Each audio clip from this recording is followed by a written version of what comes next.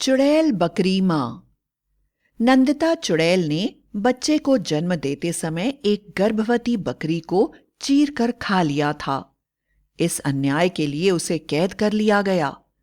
One देवी न्याय करते हुए बोली, बोलो नंदिता, अबोध मेमने ने ऐसा क्या पाप किया था कि तुमने उसकी मां को खा लिया? नंदिता चुड़ैल बोली, वन देवी, मैं एक चुड़ैल हूं।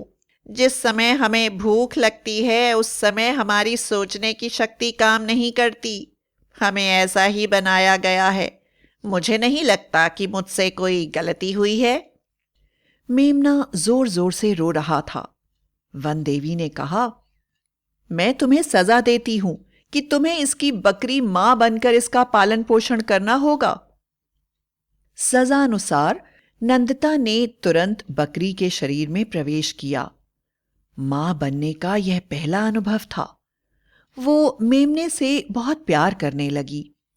तभी अपनी गर्भवती बकरी को ढूंढते हुए उसका मालिक खुर्रम वहां आया और बोला, अरे वाह, मेरी बकरी ने बकरे को जन्म दिया है। इसे बेचकर अच्छा मुनाफा होगा और मैं अपना कर्जा चुका सकूंगा। यह सुनते ही नंदिता चुड़ैल को बड़ा ही बुरा लगा, क्योंकि अब वह मेमने की मां जैसा महसूस कर रही थी। वह गुस्से से इंसानी आवाज में बोली, मैं भी तो देखूं किसकी हिम्मत है जो मेरे होते हुए मेरे बच्चे को बेचता है। हाथ पैर यहीं तोड़ कर न रख दिए तो मेरा नाम भी नंदिता नहीं। उसकी बात सुनकर खुर्रम बुरी तरह से डर गया और बोला, अरे बकरी रानी, तुम्हें यह क्या हो गया? सुबह तक तो तुम अच्छी भली थी, अब इंसानों की भाषा में बात कर रही हो। मैं तो इसका सौदा जरूर करूंगा और मिलने वाले पैसे से महाजन का कर्ज भी दूंगा और घर का राशन भी लाऊंगा। अचानक बकरी का शरीर दो पैरों पर खड़ा हो गया और बकरी बोली, मैं तुम्हारी बकरी के शरीर में रहने वाली नंदिता चुड़ैल हूं और मैं इसकी मां हूं। मां के होते हुए उसके बच्चे को छूने की हिम्मत भी मत करना तुम। गरीब खुर्रम ने बकरी को बड़ी मुश्किल से पाला था। बकरी के सिवा उसके पास कुछ भी नहीं था, इसलिए उसकी सारी आशाएं बकरी के मेमने पर ही टिकी हुई थीं। उसने जैसे ही मेमने को छुआ, वह दर्द से चीख उठा, क्योंकि चुड़ैल ने जादू कर दिया था और मेमने के शरीर से कोई जहरीला पदार्थ निकल रहा था, जिसके छूते ही आग जैसी जलन हो रही थी। खुर्रम ने मेमने को तुरंत छोड़ दिया। नंदिता चुड़ैल बोली, अब आया मजा, और कहकर जोर जोर से हंसने लगी। हा हा हा हा हा हा हा। उदास खुर्रम गांव वापस लौट गया और मेमना अपनी मां के पास आराम से बैठकर दूध पीने लगा। बकरी के रूप में नंदिता चुड़ैल मेमने का पालन पोषण करने के लिए कड़ी मेहनत करती। धीरे धीरे 1 महीना बीत गया, लेकिन खुर्रम अपनी बकरी को भूला नहीं और गांव की पंचायत को लेकर बकरी के पास चला आया। मुखिया चुड़ैल से बोले, यह बकरी तो खुर्रम की ही है। नंदिता चुड़ैल ने कहा, तुम गांव वाले ऐसे मानने वाले नहीं हो, और अचानक अपने विकराल रूप में आ गई और एक एक करके गांव वालों को खाने लगी। गांव वाले चिल्लाते हुए वहां से भाग गए। चुड़ैल ने कहा, दोबारा कभी मेरे बच्चे की तरफ आंख उठाकर देखा तो आंखें निकाल लूंगी। इसकी मां के जिंदा रहते कोई इसका बाल भी बांका नहीं कर सकता।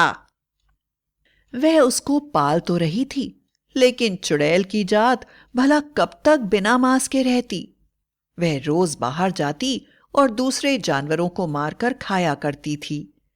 जो भी उसे देखता हैरान हो जाता। किसी ने भी कभी शिकार करने वाली बकरी को नहीं देखा था। धीरे धीरे उसने मेमने को भी शिकार करने की आदत डाल दी। अब वह अपने बेटे के साथ मिलकर शिकार करती और दोनों मिलकर मांस खाया करते थे। दूसरी तरफ खुर्रम अपनी बकरी को भूल नहीं पा रहा था। एक दिन वह चुपके चुपके बकरी को देखने जंगल में गया तो उसने देखा कि उसकी बकरी अपने मेमने के साथ शिकार करके खा रही है। बकरी के आतंक से जंगल के सभी जानवर बड़े ही भयभीत रहा करते थे। बकरी के सामने जो भी आता, बकरी उसे मार देती और अपने बेटे के साथ दावत उड़ाती थी। एक दिन जब बकरी शिकार करने के लिए जंगल के अंदर गई हुई थी, तो खुर्रम ने मेमने को चुरा लिया और गांव आ गया। वापस आने पर जब मेमना उसे नहीं मिला, तो बकरी चुड़ैल मां ने अपनी जादुई शक्तियों से पता लगाया कि उसका बच्चा खुर्रम लेकर गया है और वह खुर्रम से बदला लेने के लिए गांव आ गई।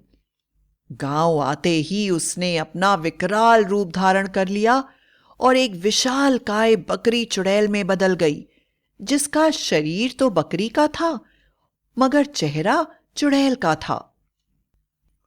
अपने बड़े बड़े दांतों से वह लोगों को पकड़कर खाने लगी। वह जोर जोर से चिल्ला रही थी और कह रही थी, मेरा बच्चा मुझे वापस कर दो, वरना मैं इस गांव का नाश कर दूंगी।